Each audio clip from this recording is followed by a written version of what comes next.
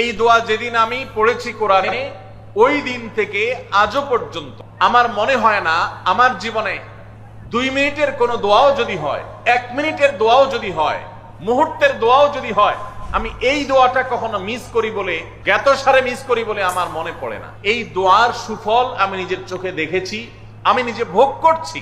এজন্য আপনাদেরকে আমি বলতে চাই, বিবাহিত হন কিংবা অবিবাহিত হন, আপনার দাম্পত্য জীবনের সুখের জন্য সর্বপ্রথম এবং প্রধান করণীয় হলো এই দোয়া। এর বাইরে আরো সাধারণভাবে আল্লাহ তাআলার কাছে দোয়া করতে থাকা, যেন আল্লাহ তাআলা আপনাকে এমন একজন জীবন সঙ্গী দেন। মা বোনরা দোয়া করবেন জীবন সঙ্গী, আপনারা দোয়া করবেন এমন যেন জীবন সঙ্গিনী দেন।